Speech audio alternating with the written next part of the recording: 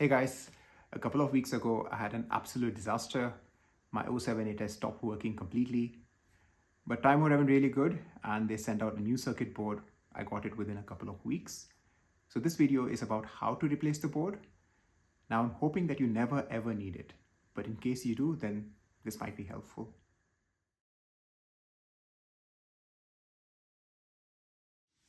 So turn the 078 onto its side.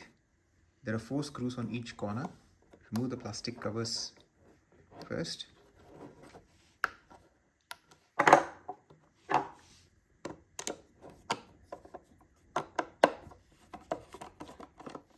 Okay, so you can see lots of wires. So this black wire is the power going into the circuit board. This wire with this red section here, that's going to the buttons.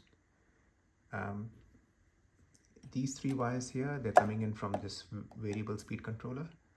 And these 2 wires, they're going into the electric motor. So you need to disconnect all of these. So let's start with this one. Just pull this tab and disconnect. Disconnect this.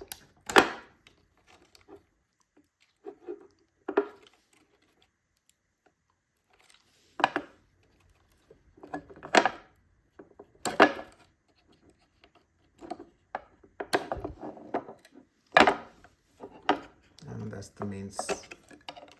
Okay. Now this circuit board is attached with just these 2 screws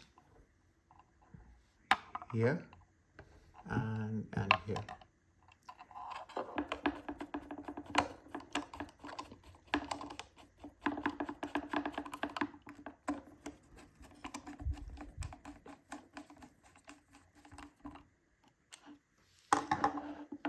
So that's the new circuit board, and you need to attach it with 2 screws over here and here. Step is fairly straightforward, so you just need to attach those wires back up again. So that's the main supply which goes here. Okay, then this is the wire coming from the button which goes in this middle bit here, right? Then